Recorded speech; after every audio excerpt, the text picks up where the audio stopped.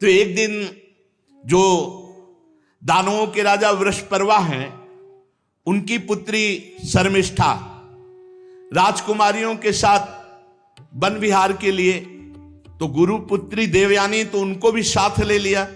हजारों सखियां और उपवन में टहल रही थी। सुंदर पुष्प से लदे हुए अनेक वृक्ष, सुंदर सरोवर जिनमें कमल खिले हुए थे, भौरे गुंजार कर रहे थे, बड़ा ही सुंदर। उधर ये सब राजकुमारियां स्नान कर रही थी, सरोवर में खेल रही थी, नवयुवती थी और निर्वस्त्र थी। भगवान गौरी शंकर उस समय वहां से निकले, देवाधिदेव महादेव पार्वती जी, तो सब कन्याएं सकुचा गई और दौड़ पड़ी और अपने अपने वस्त्र, तो शीघ्रता के कारण देवयानी के हाथ में लगा शर्मिष्ठा का वस्त्र, राजकुमारी वृषपर्वा की पुत्री, और वो पहन लिया। देवयानी का जो वस्त्र शर्मिष्ठा, तो राजकुमारी ने कहा तुम्हारी हिम्मत कैसे हो गई, हमारे उपरोहित की कन्या होकर तुम हमारी राजकुमारी, ऐसा वस्त्र कैसे तुमने धारण कर लिया। देवयानी ने कहा कि तू ज्यादा बढ़कर मत बोल, तुम हमारे वस्त्रों की अधिकारिणी नहीं। अब वहां राजकुमारी और देवयानी की बातचीत, शुक्राचार्य को जानती है तू, तेरे बाप के वो गुरु हैं और तपोबल से पूरी सृष्टि का संचालन कर सकते हैं, परम पुरुष परमात्मा के समान है, वो निरंतर परमात्मा स्थिति में रहते हैं, बड़े बड़े लोकपाल जिनकी वंदना करते हैं, हम उन तपस्वी की पुत्री है। देवयानी ने कहा असुर मेरा शिष्य है, तू शिष्य की पुत्री है, हमारे कपड़ों को छोड़। जब देवयानी ने इस तरह, तो शर्मिष्ठा क्रोध से तिलमिला उठी और बहुत कड़ुआ बोलने लगी। शर्मिष्ठा की एक कड़ी बात सुनकर के देवयानी को बहुत क्रोध आया। शर्मिष्ठा ने अपनी राजकुमारियों का आदेश क्या, उठा इस गुरुपुत्री को फेंक दे कुएं में। फेंक दिया गया, वो तो राजकुमारी थी और सब चली गई। इधर महाराज ययाति जंगल में शिकार आदि के लिए, तो प्यास लगी, तो सेवकों ने कहा कि कोई है कुएं पे, तो उनका मैं देखता हूं। तो निर्वस्त्र देवयानी थी, क्योंकि निर्वस्त्र करके फेंकवा दिया था कुएं में। तुरंत ऊपर से वस्त्र डाला और फिर निकालने की, और अपना हाथ दे करके निकाला। देवयानी बहुत ही सकुचित मुद्रा में, ययाति ने कहा देवी केवल मैं आपके निकालने के भाव से आपको निकाला है। उनका वीर शिरोमणे, आज तक मेरा हाथ किसी ने नहीं पकड़ा। आप सुनकर कांप जाएंगे कि मैं कौन हूं। मैं भगवान शुक्राचार्य की पुत्री देवयानी हूं। ऐसा ही हुआ, ययाति के होश उड़ गए, साफ हो जाएगा। इतने बड़े ब्रह्म ऋषि की पुत्री का स्पर्श उनका मैंने केवल निकालने के उद्देश्य से, उनका डरो मत। ये मुझे पता है कि मुझे कोई ब्रह्म ऋषि स्वीकार नहीं करेगा, क्षत्रिय राजकुमारी स्वीकार करेगा, मुझे साफ है। इसलिए हम तुम्हें पति रूप में वरण करती हैं। वीरश्रेष्ठ, मैंने बृहस्पति के पुत्र कच्छ को शाप दे दिया था, उसी के शाप के कारण हमारा आपका संबंध होगा। ययाति को शास्त्र प्रतिकूल ये संबंध स्वीकार तो नहीं हुआ, पर उन्होंने जब देखा कि स्वयं देवयानी कह रही हो ऐसा साफ है, और देव सुंदरी देवयानी को देख करके तो मन वैसे भी स्वीकार कर लिया था। ययाति ने कहा यदि भगवान शुक्राचार्य राजी हो तो स्वीकार है। वीर ययाति देवयानी को वहीं छोड़कर चले गए कि जब भगवान शुक्राचार्य जी लेके आएंगे तो हम स्वीकार करेंगे। अब देवयानी रोती हुई शुक्राचार्य जी के पास पहुंची और शर्मिष्ठा ने जो राजकुमारियों से उठवा के कुएं में डाल दिया था वो सारी बात सुनाई। शर्मिष्ठा की बात सुनकर भगवान शुक्राचार्य जी ने कहा अरे मुझे कोई साधारण पुरोहित समझ लिया, इस लड़की ने मुझे साधारण पुरोहित समझ लिया। अरे मैं अपनी इच्छा करूं तो नया देश रच सकता हूं, देवयानी को लिया और कहा ऐसे राजा के यहां से निकल चलो। जब वृषपर्वा को मालूम हुआ कि अगर शुक्राचार्य जी नाराज हो गए तो हमारा अस्तित्व ही नहीं रहा, तो चरणों में आके गिर गए। शुक्राचार्य जी ने वृषपर्वा से कहा कि मैं अपनी पुत्री का अपमान नहीं सह सकता, जिसमें पुत्री राजी हो वही काम करो तो मैं रुक सकता हूं। वृषपर्वा ने कहा जैसी आज्ञा महाराज। देवयानी से पूछा तुम क्या चाहती हो? तो उन्होंने कहा मैं जिसे पति रूप में वर्ण करूं उसकी दासी बनकर तुम्हारी पुत्री आजीवन के लिए समर्पित हो जाए। शर्मिष्ठा को दासी बना करके रखने के लिए वृषपर्वा ने कहा पुत्री अगर तुम नहीं मानती तो पूरा राज्य संकट में हो जाएगा।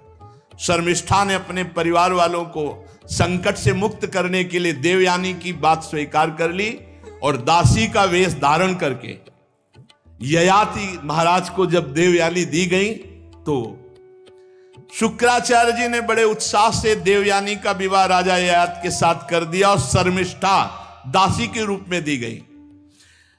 जब ययाति महाराज पाणी ग्रहण किए तो देवयानी ने कहा एक बात ध्यान रखना, ये दासी कभी तुम्हारे नजदीक नहीं दिख, क्योंकि वो राजकुमारी है, वो भी सुंदर है, वृषपर्वा की पुत्री।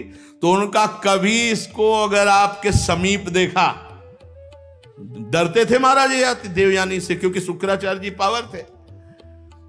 उन्होंने कहा कि कभी सेज पर नहीं स्वीकार करूंगा।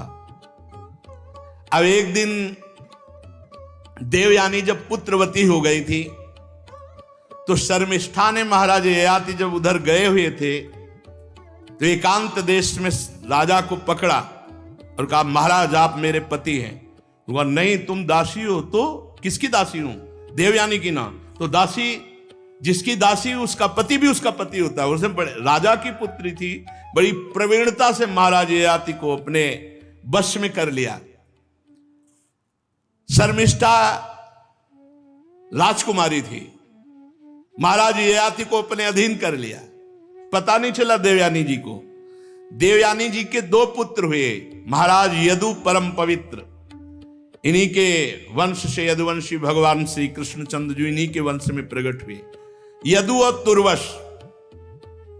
और वृषपर्वा की पुत्री शर्मिष्ठा के 3 पुत्र हुए, द्रुहि अनुपुरु। एक दिन देवयानी वन विहार में घूम रही थी तो देखा वन में 3 राजकुमार राज चिन्हों से युक्त। तो उनका चक्रवर्ती सम्राट महाराज ययाति के तो 2 पुत्र हैं और ये राजकुमार जैसे चिन्ह धारण किए हुए पुत्र के नजदीक गए। बोले तुम्हारे पिताश्री कौन है? बोले महाराज चक्रवर्ती सम्राट ययाति। ययाति किसके पुत्र हो तुम? तो कहा मां शर्मिष्ठा के। देवयानी जी तुरंत ययाति के हाजिर हो। ययाति से कहा तुमसे कहा था इसको स्वीकार, हमारे 2 उनके 3।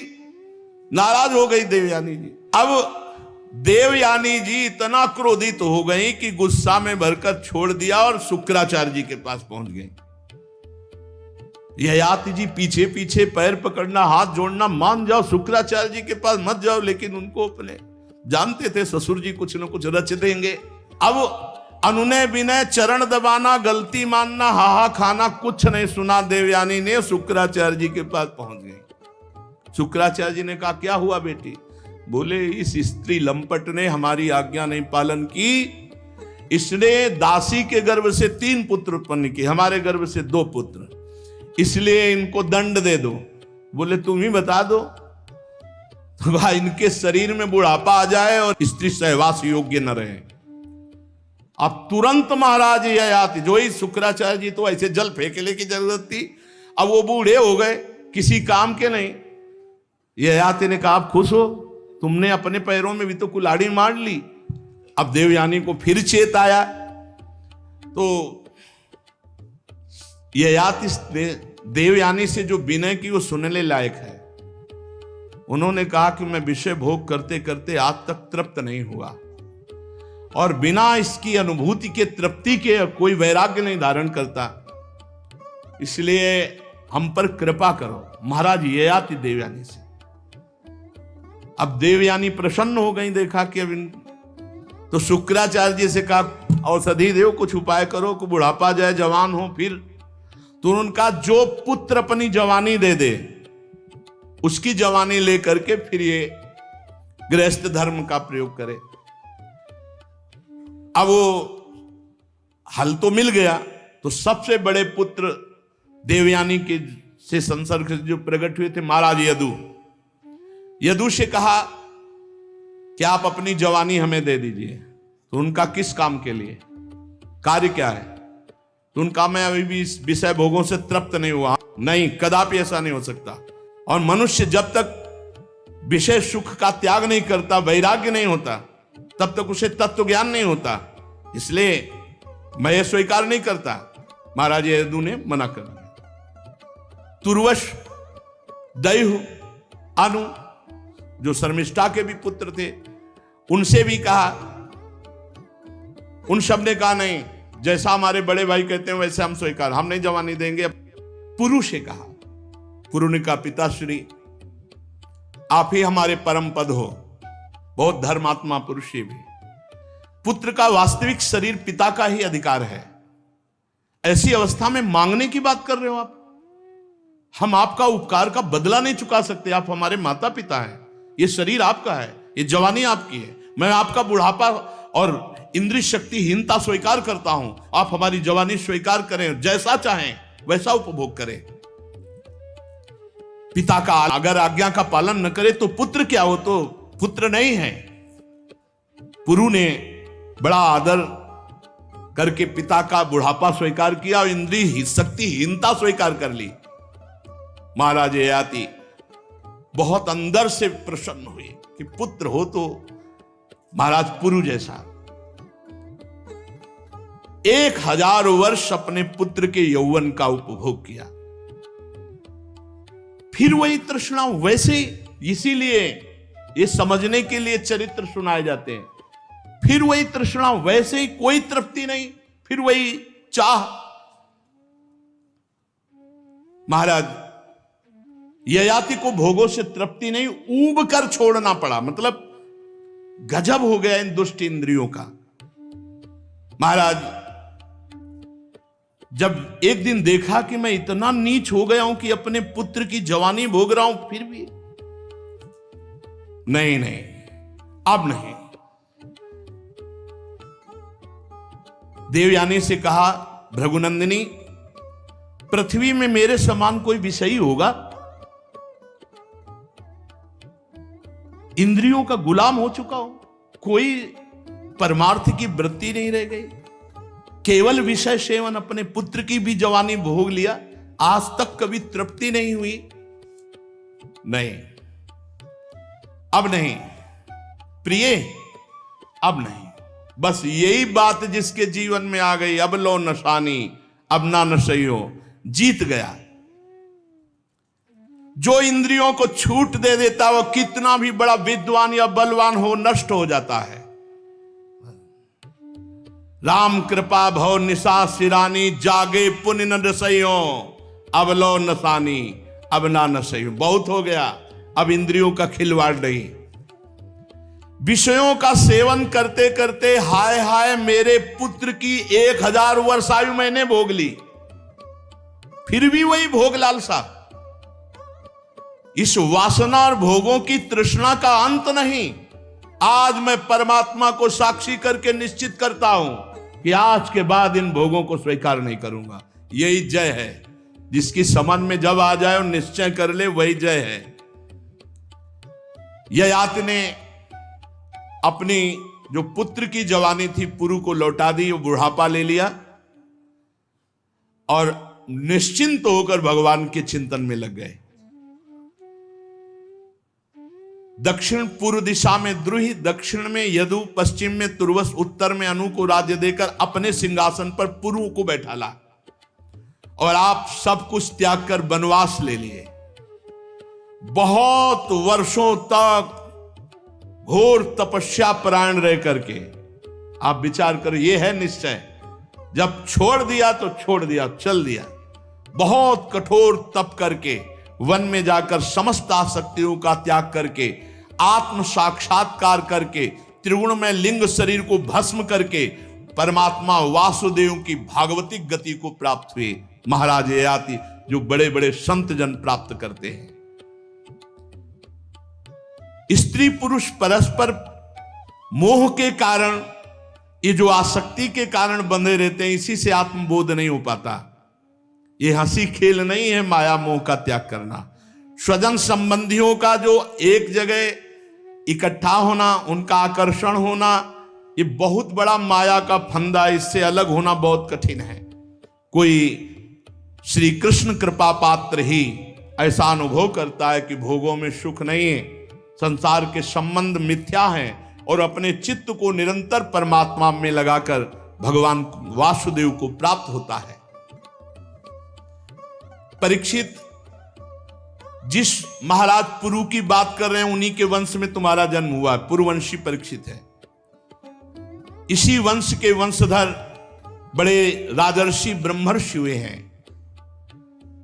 पुरु का जन्मेजय का प्रचीनवान का प्रवीर का नमस्यु का पुत्र हुआ चारुपद से सुद्यु से बहुगो से संयात से अहयाति और अहयात से रौद्राक्ष। विश्वात्मा प्रधान प्राण से जैसे 10 इंद्रियां होती है, वैसे घृताची अप्सरा के गर्भ से रौद्राश्व के 10 पुत्र हुए। ऋतेयु, कुक्षेयु, स्थंडलेयु, कृत्ययु, जलेयु, संतेयु, धर्मेयु, सत्ययु, व्रतेयु और बनेयु। परीक्षित, उन्हीं से ऋतेयु का पुत्र हुए रंतिभार। रंतिभार के 3 पुत्र हुए, सुमति, ध्रुव, अप्रतिरथ। और अप्रतिरथ का पुत्र हुआ कर्ण ऋषि का मेधातिथि के प्रष्कर्णवादी ब्राह्मण हुए। और सुमति का पुत्र रैभ्य और रैभ्य के दुष्यंत हुए। एक बार महाराज दुष्यंत वन में सैनिकों के साथ शिकार खेलने के लिए गए हुए थे, तो पास में कर्ण ऋषि का आश्रम था। तो ऋषियों के आश्रम में प्रवेश होने की मर्यादा थी। कोई भी सैनिक नहीं, कोई भी अस्त्र शस्त्र नहीं, और कोई ताज नहीं और कोई पादुका नहीं। साधारण वेश में महाराज दुष्यंत 2 अंगरक्षकों के साथ, और उस समय कर्ण ऋषि आश्रम में थे नहीं। उस समय एक सुंदरी देवी जो लक्ष्मी के समान अंग कांति वाली, जिससे पूरा आश्रम जगमगा रहा था, उसे देख करके दुष्यंत जी मोहित और घबरा गए। शकुंतला, मेनका की पुत्री। मेनका भगवान विश्वामित्र जी के संसर्ग से ये शकुंतला का प्रादुर्भाव हुआ था, जिसका कर्ण ऋषि ने पालन पोषण। और कर्ण ऋषि कहीं गए हुए थे, तो आश्रम में देवी शकुंतला को देखा, जो देवी स्वरूप है। मोहित हो गए, भयभीत हो गए। भयभीत इसलिए हो गए कि ऋषि का अपराध बन जाएगा, और मोहित हो गए। भगवान का विधान, बहुत नम्रता पूर्वक अंदर गए और हाथ जोड़कर बातचीत की। मैं कर्ण ऋषि से मिलने आया हूं, तो महाराज तो नहीं। शकुंतला को देखने से दुष्यंत जी के हृदय में भाव बदल गया। उनका, देवी मैं साफ आपसे कह रहा हूं, आज तक मेरा मन कभी किसी को देखकर विकार युक्त नहीं हुआ। क्षमा चाहता हूं, आपको देखकर ऐसा विकार युक्त हो रहा मानो आप हमारी पत्नी बनेंगी। तो मुस्कुराते हुए शकुंतला जी ने कहा, कमल दल के समान सुंदर नेत्र वाले, आप हमारा परिचय भी तो जानते हो। मेरे हृदय का आकर्षण आपके प्रति हो रहा है, इसका मतलब कोई दैवी विधान है, क्योंकि दोनों पवित्र हैं। मैं स्पष्ट आपसे कहना चाहता हूं कि पुरवंशियों का चित्त कभी अधर्म में नहीं झुक सकता, और मेरा मन तुम्हारी तरफ आकर्षित हुआ। तो शकुंतला ने कहा, मैं विश्वामित्र की पुत्री हूं, मेनका अप्सरा मेरी मां है जो मुझे छोड़कर चली गई, और मेरा पालन पोषण और मेरे साक्षी पवित्रता के महर्षि कर्ण हैं। वीर शिरोमणे, आपने पवित्र भाव से अपनी भावना व्यक्त की, इसलिए कमल नयन आप यहां बैठिए और मेरा आदर सत्कार स्वीकार कीजिए। दुष्यंत ने कहा, सुंदरी तुम कुशिक वंश में उत्पन्न हो, तो मेरा मन ठीक जगह गया, क्योंकि अधर्म की वृत्ति मेरे में कभी नहीं है। तो आप राजकन्या हो, तो आप अपने योग्य पति का वर्ण कर सकती हो। मैं चक्रवर्ती सम्राट महाराज दुष्यंत हूं। शकुंतला की वृत्ति घबराहट में तो हुई कि बिना कर्ण ऋषि के स्वीकृति कर लें और ऋषि आके शाप दे दें। शकुंतला स्वीकृति घबराहट से युक्त होकर के दी। दुष्यंत जी ने गांधर्व विधि से एकांत में पति पत्नी का भाव स्वीकार किया और राजधानी में चले आए और कहा समय से हम तुम्हें बुलवा लेंगे। महर्षि कर्ण जब वन में आए तो शकुंतला भयभीत थी क्योंकि दुष्यंत से सहवास हो गया था। कर्ण ऋषि ने कहा बेटी तुम संकोच मत करो, मैंने ध्यान के द्वारा देखा है वो और कोई नहीं चक्रवर्ती सम्राट महाराज दुष्यंत है और बड़े धर्मात्मा हैं। कुछ समय बाद महर्षि कर्ण के ही आश्रम में बालक प्रकट हुआ, विधि पूर्वक संस्कार किए गए और उसका नाम भरत हुआ। इतना बलवान था कि बड़े बड़े सिंहों को खेलता था, सिंहों के साथ खेलता था। भगवान का अंशावतार था, अमित पराक्रम था। शकुंतला जब देखा कि बहुत समय हो गया, महाराज दुष्यंत ना तो किसी सैनिक को भेजा, ना मंत्री को भेजा, ना कोई खबर। शकुंतला जी ने भरत जी को लिया और गई सभा में और कहा महाराज आप पहचानते हैं मैं आपकी पत्नी हूं और ये पुत्र आपका है। तो दुष्यंत जी ने कहा ऐसे थोड़ी क्या करके बोल दे कि मैं पत्नी हूं ये पुत्र है, क्या प्रमाण है आपके पास? अस्वीकार कर दिया। राजा दुष्यंत ने जब वो अस्वीकार इसीलिए किए थे कि हर कोई नहीं जानता था, हर कोई नहीं जानता था, तो भरत जी को राजपद पर स्वीकार करने के लिए मंत्री पूरा परिकर जानना चाहिए। तो सत्य को भगवान साक्षी करते हैं। उन्होंने कहा कि निर्दोष पत्नी हो और निर्दोष पुत्र है, इसका क्या प्रमाण? तो तुरंत आकाशवाणी हुई, ए दुष्यंत ऐसे शब्द नहीं, ये देवी है, कोई साधारण नारी नहीं, और तुम्हें अपने पुत्र के लक्षण नहीं दिखाई दे रहे? सिंह की वत खड़ा है दरबार में। दुष्यंत अगर अब दोबारा शकुंतला का तिरस्कार किया तो यह है धर्म, धर्म इसे कहते हैं। भगवत वाणी हुई, दोबारा शब्द अवहेलना के मत बोल देना कि क्या प्रमाण कि ये पुत्र हमारा है, तुम पत्नी हमारी हो। अपने पुत्र का भरण पोषण करो, स्वीकार करो। यही चाहते थे दुष्यंत जी कि सभा में दिव्यता की है, क्योंकि एकांत मिलन था, इसको कौन जानता। शकुंतला परम पवित्र देवी है और यह गर्भ तुम्हारा ही धारण कराया हुआ है, आकाशवाणी ने ऐसा कहा। दुष्यंत जी ने सहर्ष भरत जी को स्वीकार किया और राजगद्दी चक्रवर्ती सम्राट पद पर अभिषेक किया और आप वनवास कठोर तप करके भगवान को प्राप्त हुए। आज भारतवर्ष इन्हीं के नाम से गाया जाता है। पृथ्वी पर महामहिमा जो भरत जी, उन्हीं के नाम से भारत। उनके दाहिने हाथ में सुदर्शन चक्र का चिन्ह था, पैरों में कमल कोश था और महाराज्याभिषेक की विधि से उनको राजपद पर अभिषिक्त किया गया। भरत ममता के पुत्र दीर्घतमा मुनि को पुरोहित बनाकर गंगा तट से गंगा सागर गंगोत्री तक 55 पवित्र अश्वमेध यज्ञ किए। यमुना तट से प्रयाग तक, यमुनोत्री तक 78 अश्वमेध यज्ञ किए। बड़े महात्मा पुरुष थे। यज्ञों की धनराशि से तृप्त कर दिया ब्राह्मणों को। दुष्यंत कुमार भरत यज्ञी अग्नि स्थापन बड़े उत्तम। करोड़ों अरबों गौओं का दान। 1000 ब्राह्मण में से प्रत्येक ब्राह्मण को एक एक बद्ध गौएं, 13,084 ये गौएं एक एक ब्राह्मण को, और 33, 55 और 78, 55 और 78 कितने हैं? हाँ, ऐसे ब्राह्मणों को स्वर्ण से जटित घोड़े प्रत्येक ब्राह्मण, और 133 अश्वमेध यज्ञ किए। समस्त नरपतियों को असीम आश्चर्य में डाल देने वाले महाराज दुष्यंत पुत्र भरत हुए। उन्होंने भगवान श्री हरि को गुरु के रूप में वर्ण करके उनकी प्रसन्नता के लिए यज्ञ की। यज्ञ में एक कर्म मशनार होता है, उसमें भरत जी ने सुवर्ण से विभूषित श्रेष्ठ दांतों वाले 14 लाख हाथी ब्राह्मणों को दान किए। भरत जी ने जो महान कर्म किया वो न पहले कोई राजा कर सका और न आगे कोई कर सकेगा। जैसे कोई स्वर्ग से हाथ नहीं छू सकता, ऐसे दुष्यंत पुत्र भरत की बराबरी नहीं कर सकता।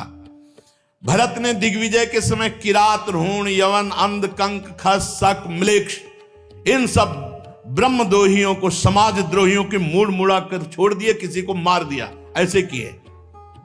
बलवान असुर भाव वालों को पराजित करके रसातल में मिला दिया भरत जी ने, ऐसे राजा थे। वो अपनी प्रजा का 27,000 वर्ष तक एक क्षत्र चक्रवर्ती सम्राट पद से शासन किया और अंत में यह निश्चय किया कि सब व्यर्थ है। यही खास बात, ये सब व्यर्थ है। 133 अश्वमेध, ये सब दानपन, उन्होंने सार्वभौम संपत्ति, अखंड शासन, जीवन सब कुछ मिथ्या समझकर उदासीन हो गए।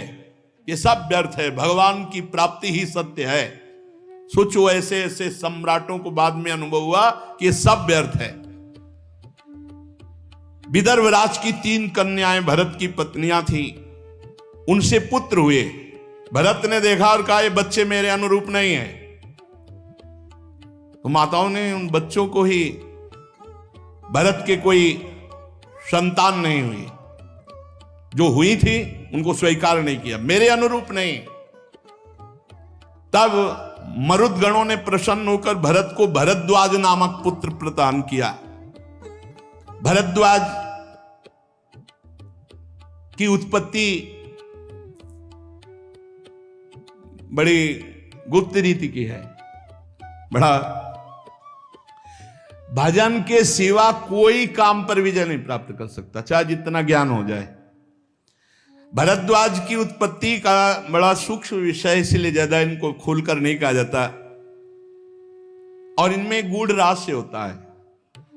तो बृहस्पति जी की भाई थे उतथ्य ऋषि, बड़ा विचित्र। अब महाराज बृहस्पति जी परम ज्ञानी है, बृहस्पति जी जैसा ज्ञान किसको है? अपने भाई उतथ्य की पत्नी, तो बृहस्पति जी ने जब उतथ्य की पत्नी से सहवास करना चाहा तो उसमें पहले से गर्भ था, बलपूर्वक गर्भाधान किया।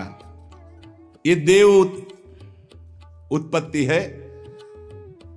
उतथ्य जी की पत्नी का नाम ममता था, वो बहुत भयभीत हो गई।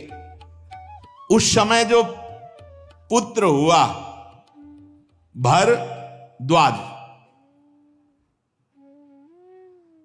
उनका नाम हुआ भरद्वाज ऋषि, परम पावन महात्मा। अब ये साधारण क्रियाएं तो है नहीं ना, देव उत्पत्ति है। महापुरुष भरद्वाज जी ऋषि, भरद्वाज ऋषि के गोत्र चलते हैं। अब बृहस्पति जी ने छोड़ दिया और उतथ्य जी ने स्वीकार नहीं किया, तो उस पुत्र को मरुदगणों ने ले लिया और वो महाराज भरत को पुत्र रूप में प्रदान किया, जो भरद्वाज जी उनके पुत्र हुए। इस तरह से मरुदगणों के द्वारा पालित भरद्वाज ऋषि का भरत जी का पुत्र बनना और भारत की नींव भरत जी से, और ये महान धर्मात्मा पुरुषों के पावन चरित्र सुनकर यही निर्णय है, अगर जीवन में भजन नहीं भगवान का तो सब बेकार है, और भजन नहीं है तो ऊपर से लेके नीचे तक हाहाकार मचाए हैं ये विकार, काम, क्रोध, लोभ, मोह, मद, मत्सर। जिस बड़ों के ऊपर अपराध कौन अंगुली निर्दिष्ट करे? नहीं तो भगवान श्री राम जब बाली ने पूछा क्यों मारा छुप के, तो कहा अनुज वधु भगनी सुत नारी सुनसठ ये कन्या समचारी, इन्हीं कुदृष्टि बिलोक जोई ताई बधे कछ।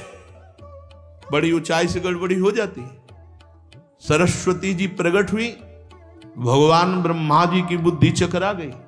रूप सौंदर्य देखकर मरीच आदि ऋषियों ने कहा ऐसा तो अपराध मत करो महाराज, पुत्री की तरफ गलत दृष्टि। भगवान का भजन छूटा तो ब्रह्मा की भी खोपड़ी में काम अपना प्रभाव दिखा दिया। हम तो ब्रह्मा के रचे हुए हैं। अगर भगवान का भजन छूटा तो हनुमान जी महाराज कह रहे कह हनुमंत विपति प्रभु सोई, जब तो सुमिरन भजन न होई। इसलिए एकमात्र भगवान का नाम जहां से सत्संग प्रारंभ हुआ। अगर नाम पकड़े हो तो माया पर विजय प्राप्त हो जाती, नहीं तो ऊपर से नीचे तक आ ब्रह्म स्तंभ पर्यंतम सर्वम मायामयम जगत, कौन रक्षा करने वाला है भगवान के सिवा। ऐसी प्रचंड दैवी भगवान की माया है, सबको मोहित कर लेती है। इसलिए हरीश शरणम, भगवान की शरण में होकर खूब नाम जप करो। ब्रह्मा भी प्रणाम करते हैं भगवान के भक्त को, क्योंकि वो भगवान का निर्विकार भक्त परम पद का अधिकारी, जिसे ब्रह्मा भी नमस्कार करते हैं।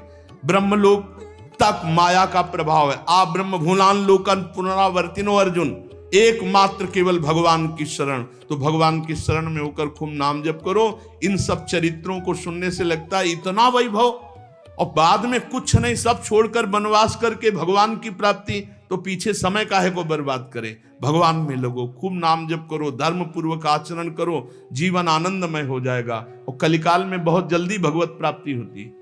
अन्य युगों से महान कृपालु कलिकाल है। जो 10-10 हजार वर्ष पैर के अंगूठे केवल खड़े होकर भजन करने का फल था, वो 24 घंटे नाम कीर्तन करने से प्राप्त हो जाएगा। कलयुग समयुग आन नहीं, जो नर कर विश्वास, गाय राम गुण गण विमल।